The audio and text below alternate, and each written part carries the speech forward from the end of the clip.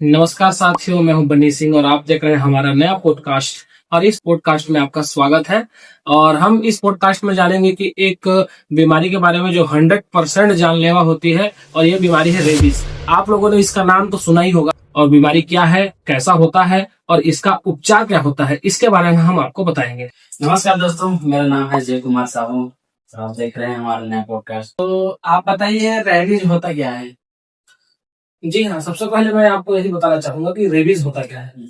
Rabies एक ऐसा virus है जो गर्भ खून के जीवों में, जो स्तनधारी होते हैं, स्तनधारी मतलब समझ रहे हैं ना, जो बच्चे को दूध पिलाते हैं तो उसको बोला जाता है स्तनधारी। स्तनधारी प्राणियों में पाए जाने वाला, फैलने वाला एक वायरस है। और ये जो वायरस है वो फैलता बहुत इंटरेस्टिंग तरीके से फैलता है। होता क्या है, जब किसी ऐसे जानवर जिसको रेबीज पहले से है ना, जिसको पहले से रेबीज हो, अगर वो हमें बाइट करता है, या उसका लार हमारी आंखों में चला जाता है, या उसका लार हमारे मुंह के म्यूकस मेम्ब्रेन में चला जाता है, कहीं और चला जाता है, खुले घाव में चला जाता है, तो उसका जो वायरस है वो हमारे न्यूरॉन्स के थ्रू ब्रेन में रिएक्ट करता है, ब्रेन में पहुंच जाता है ट्रेवल करके। और ब्रेन में जब ट्रेवल करता है तो उसका जो वायरस है वो ब्रेन को इफेक्ट करना स्टार्ट कर देता है। तो और इस बीमारी को हम रेबीज करते हैं। तो क्या बोलते हैं, ये जो रेबीज बीमारी जो आप बता रहे हैं, ये क्या जानलेवा है या फिर ऐसी नॉर्मल बीमारी है? नहीं, रेबीज वायरस जो है, इसका जो मोर्टिलिटी रेट है, मोर्टिलिटी रेट का मतलब होता है कि अगर कोई बीमारी हो जाती है तो 100 में से कितने लोग जिंदा बचते हैं और कितने लोग डेथ कर जाते हैं, है ना। तो उसको मोर्टिलिटी रेट उस हिसाब से निर्धारित किया जाता है। तो रेबीज वायरस का मोर्टिलिटी रेट 100% है। अगर किसी व्यक्ति को रेबीज वायरस या रेबीज बीमारी हो जाती है तो उस व्यक्ति का मृत्यु होना निश्चित है। इसको आप जान लें। तो जैसे रेबीज बीमारी आप बता रहे हैं, इतना जानलेवा बीमारी है, इसका कुछ उपाय है? ऐसे इंजेक्शन वगैरह है नहीं, या फिर दवाई वगैरह से ठीक हो जाए, तो ऐसा कुछ? रेबीज वायरस का तो आज तक मेडिकल इतिहास में आज तक कोई दवा नहीं है बीमारी का। लेकिन हाँ, इसके रोकथाम के लिए वैक्सीन आती है। आपने जरूर जाना होगा और देखा भी होगा आसपास के अस्पतालों में और आसपास के जगहों में, सामाजिक क्षेत्रों में, कि अगर किसी को कुत्ता काटता है तो इंजेक्शन लगाया जाता है। लेकिन लोगों को ये जानकारी नहीं है कि इंजेक्शन जो होता है वो लगता कैसा है, क्या इंजेक्शन होता है, उसको लगाया कैसा जाता है, और क्या क्या प्रिस्क्रिप्शन हमको लेना चाहिए काटने के बाद।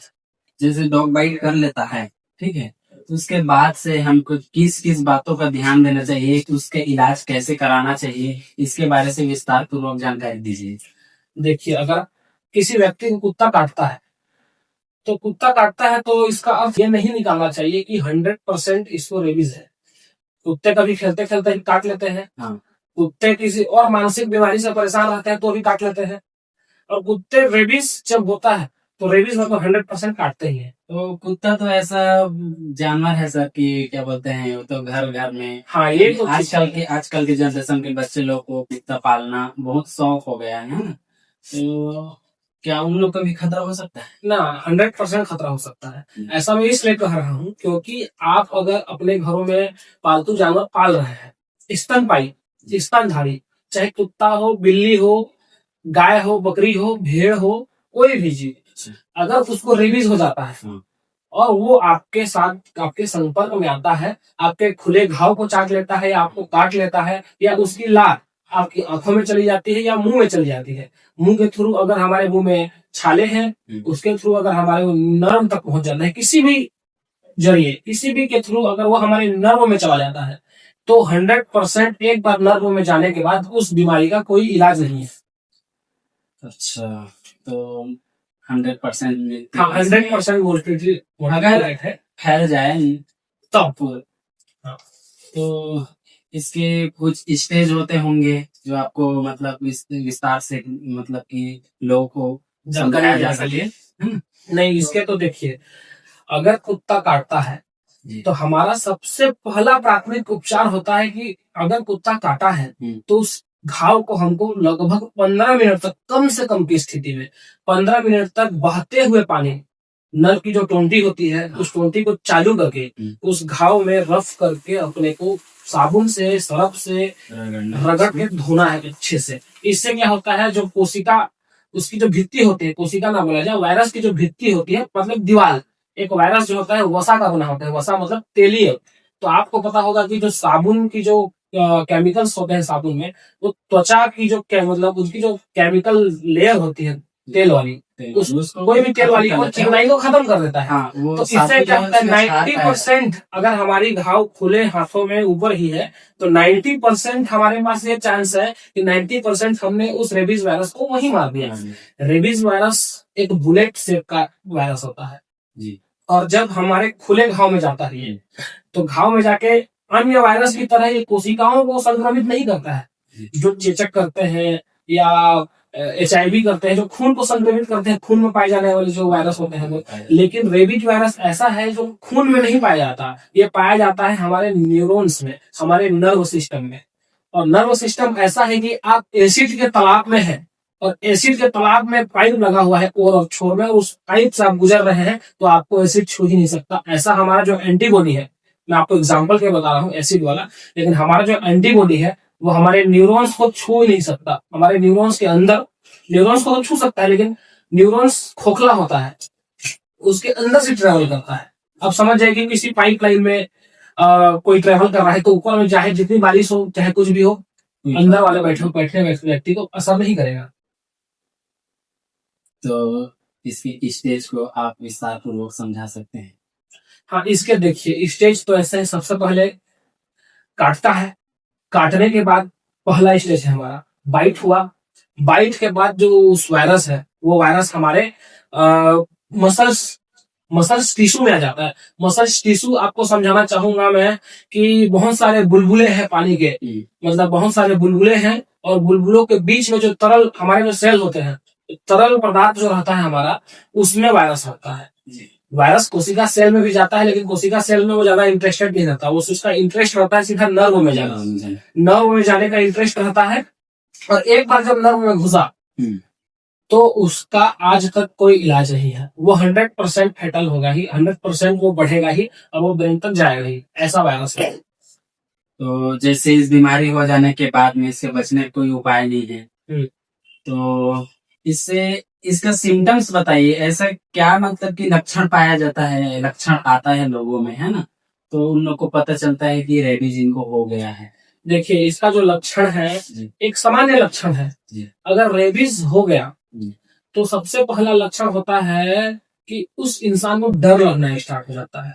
और क्या चीज से डर मैं आपको बताना चाहूंगा, उसमें हो जाता है एरोफोबिया। एरोफोबिया मतलब हवा से डर, प्रकाश से डर, लाइट फोबिया हो गया। और हाइड्रोफोबिया आपने सुना होगा बहुत जगह। हाँ। जो हाइड्रोफोबिया होता है कि पानी को देखते ही डरना, पानी को डरते हैं, है ना, वो पीना चाहेगा, प्यास लगेगा लेकिन उस पानी को पी नहीं पाता है। हाँ, तो ये हाइड्रोफोबिया उसका मुख्य लक्षण है, बुखार आना, सिर दर्द होना, ये तो कई बीमारियों में होता है। लेकिन जो हाइड्रोफोबिया, एरोफोबिया और लाइट से डरना, आवाज से डरना, जो तीखी चीजें होती है, ब्राइट लाइट, ब्राइट आवाज, ज्यादा हवा चलना, हर चीज से उसको डर लगना स्टार्ट हो जाता है। तो ये इसके मुख्य लक्षण है। इसमें क्या है, मेडिकल फील्ड में इसके तो वैक्सीन वगैरह बहुत सारे पाए जाते होंगे, है ना? वैक्सीन तो है, वैक्सीन है। तो उस वैक्सीन के बारे में आपको बताना चाहूंगा। मेडिकल फील्ड, मेडिकल ट्रीटमेंट जो इसका होता है, अगर आपको काटा, काटने के बाद आप सबसे पहले वैक्सीन लगाएंगे। वैक्सीन दो प्रकार की होती है, एक होता है इंट्राडर्मल, डर्मिस मतलब समझ रहे हैं, चमड़ी, हाँ, त्वचा के ऊपर चमड़ी में जो डर्मिस, इंट्राडर्मल और इंट्रामस्कुलर। मस्कुलर मतलब मसल्स में लगने वाला, डर्मिस में लगने वाला और मसल में लगने वाला।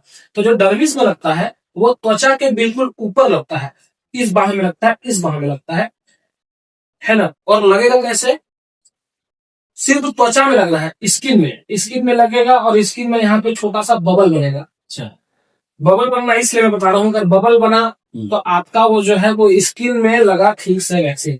अगर बबल नहीं बना तो स्किन को पार करके और किसी लेयर में जाके चला गया, चमड़ी के अंदर। हाँ, चमड़ी के अंदर। तो स्किन में बबल बनना इसलिए जरूरी है क्योंकि अगर बबल बना तो वो 100% जो वैक्सीन है वो सक्सेसफुल मानी जाएगी। सक्सेसफुल तो अंदर जाती है तो वो भी मानी जाएगी, लेकिन थोड़ी कम मानी जाएगी। क्यों कम मानी जाएगी? क्योंकि जो प्रोटेक्शन उतना नहीं मिल पाएगा ठीक से। तो लोगों को ये ध्यान रखना चाहिए वैक्सीन लगाने के समय कि वैक्सीन जो नर्स लगा रही है तो वो हमारे डर्मिस में लगा रही है या हमारे मसल में लगा रही है, क्योंकि आप इंट्राडर्मल वैक्सीन को मसल में नहीं लगा सकते और इंट्रामस्कुलर को आप डर्मिस में नहीं लगा सकते।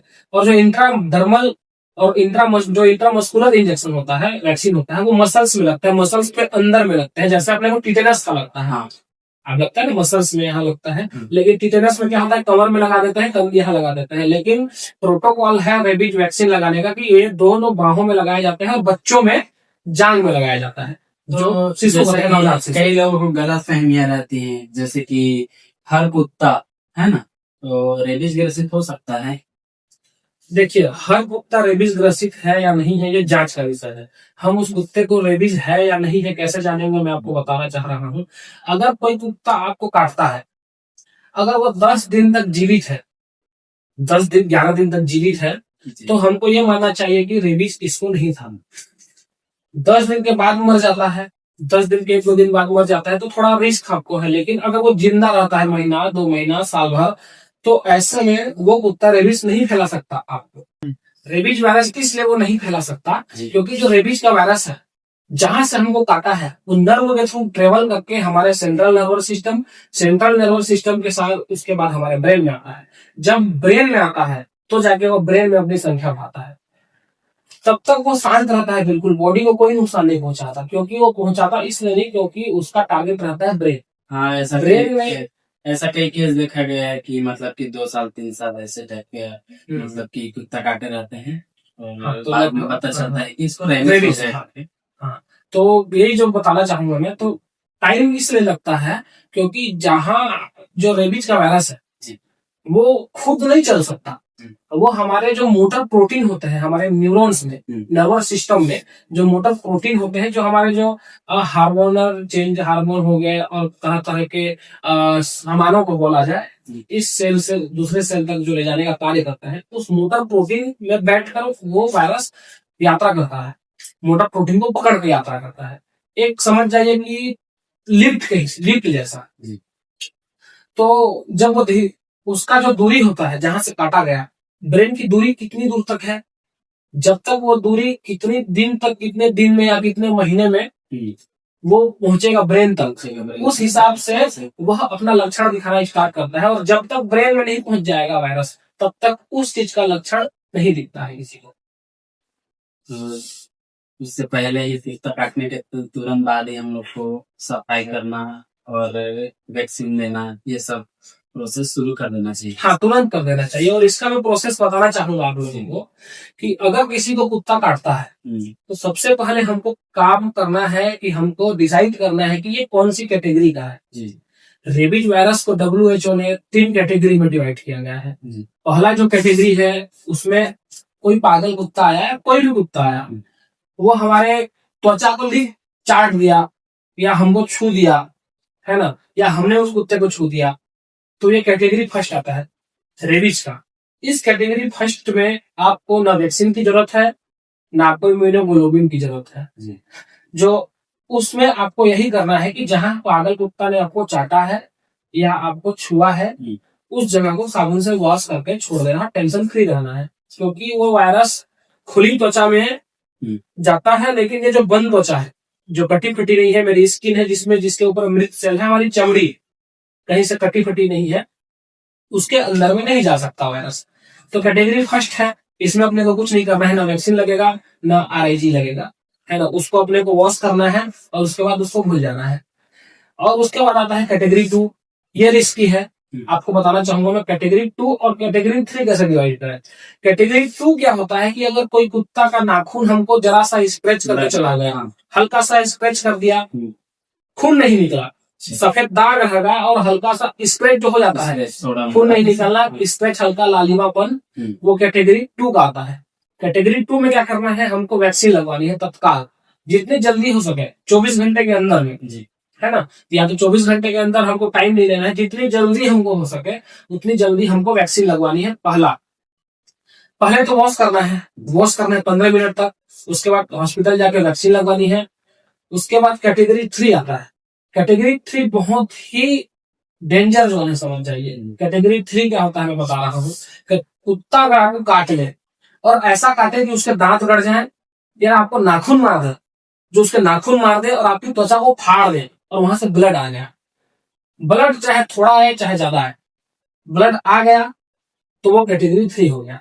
और इस कैटेगरी 3 में वैक्सीन तो लगानी ही है, वॉश तो करना ही है 15 मिनट या 15 मिनट से ज्यादा, वो कंपलसरी है। लेकिन कैटेगरी 3 में और एक चीज हमको लगवानी है डॉक्टर से कह के, इम्यूनोग्लोबिन, जो HRIG नाम से आता है, डॉक्टर इसको जानेंगे, इसको डॉक्टर लोग रिग बोलते हैं, है ना। तो वो बहुत ही ज्यादा जरूरी है। और रिग इसलिए जरूरी है कि हमारी बॉडी को अगर वैक्सीन, जैसे आज किसी को कुत्ता काटा, कुत्ता पागल है या नहीं है आप नहीं जान रहे, कुत्ता काट लिया, कुत्ता काटने के बाद हमने उसको धोया और सिर्फ वैक्सीन लगाया, तो वैक्सीन हमको कब प्रोटेक्शन देगी आपको पता है? तो वैक्सीन हमको प्रोटेक्शन देगी 7 दिन बाद, लगभग कम से कम 7 दिन उस वैक्सीन को, हमारी बॉडी को उस वैक्सीन को जांच करके उसका एंटीबॉडी बनाने में 7 दिन का समय प्रॉपर लग जाता है। कई लोगों को ऐसा अफवाह भी रहता है कि मतलब कुत्ता काट दिया तो 14 इंजेक्शन लगेगा, पेट में लगेगा, ऐसे वैसा करके, मतलब कई लोगों को ऐसा मतलब भ्रम रहता है।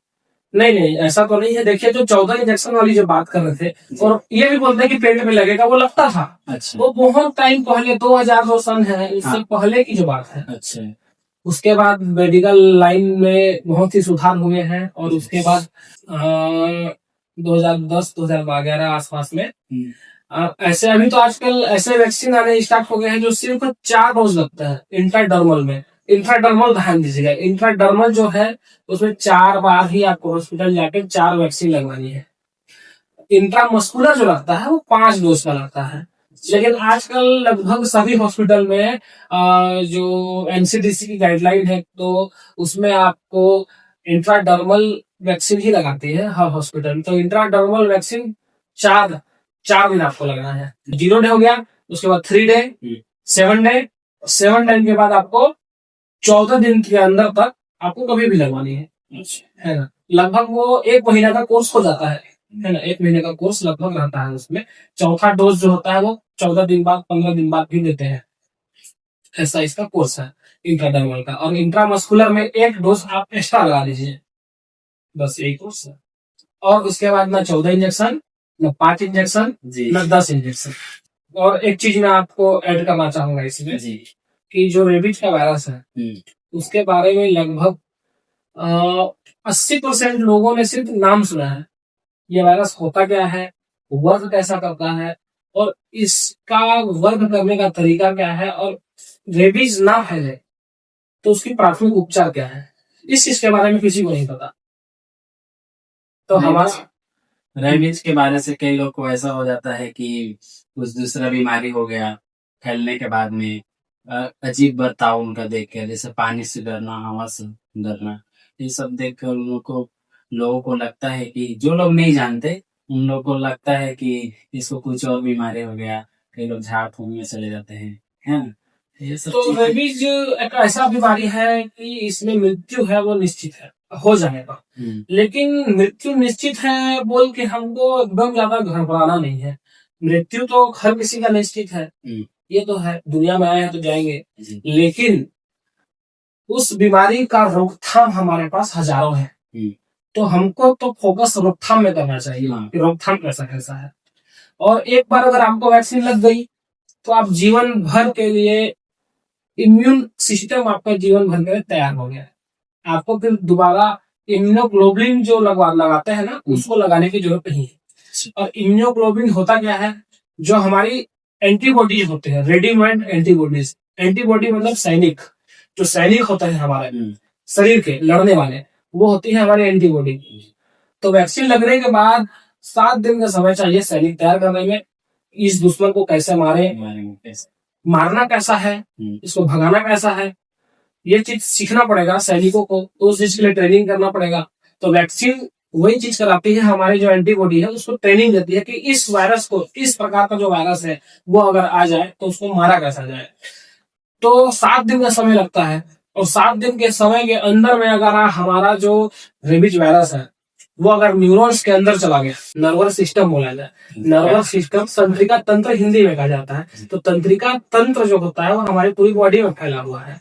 लेकिन कुछ हमारे जो अंग है उसमें जो तंत्रिका तंत्र होता है वो बहुत ज्यादा मात्रा में पाया जाता है, और वो चीज है हमारे कंधे से ऊपर की जितने अंग हैं, चेहरा बोल लीजिए, हमारे चेहरे पे हो गया और हमारे हाथों के उंगलियों में सबसे ज्यादा न्यूरॉन्स, मतलब नर्वस सिस्टम का जो तंत्रिका तंत्र, नर्व तंत्रिकाएं, तंत्रिकाओं का जाल पाया जाता है।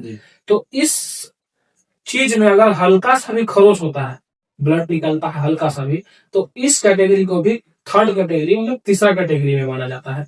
तो इसका इलाज वही है कि अगर हमको चेहरे में या कंधे से ऊपर या घाव गहरा हो गया, कट लग गया, मतलब वैक्सीन के साथ साथ में इम्यूनोग्लोबिन जो RIG होता है, HRIG इम्यूनोग्लोबिन, उसको लेना कंपलसरी, उसको लेना ही जरूरी है, क्योंकि 7 दिन के अंदर में वायरस आपके किस भाग में प्रवेश कर रहा है, नर्व में प्रवेश कर रहा है कि नहीं कर रहा है, उसको कोई नहीं जान रहा है। तो रिस्क नहीं लेना चाहिए। त्वचा कटा तो हमको वैक्सीन के साथ साथ RIG HRIG इम्यूनोग्लोबिन लगाना कंपलसरी है। ठीक है, आप जाने इसके बारे में, तो आप अपने अनुसार भी रिसर्च कीजिए कि रेबीज वायरस होता क्या है, और खुद को प्रोटेक्ट कीजिए। जैसे आसपास के आपके कुत्ते हैं, है ना, बिल्ली है, इन लोगों से थोड़ा बच के रहिए और खुद को प्रोटेक्ट कीजिए। और जैसे आपको कुछ होता है ऐसा, है ना, अपने पालतू पशुओं को तो आप वैक्सीन कंपलसरी करिए, लगवा ही लीजिए। हर साल में एक बार जरूरी रहता है। बूस्टर डोज देना, बूस्टर डोज, उससे आपको खतरा कम रहेगा। जी धन्यवाद, आप हमारे लिए पॉडकास्ट में आए। अब धीरे धीरे हम आपको और भी बहुत सारी चीजों की जानकारी देंगे। आप इस चैनल को सब्सक्राइब करें। रेबीज के बारे में आप दूसरों को इन्फ्लुएंस जरूर करें, शेयर करें। धन्यवाद।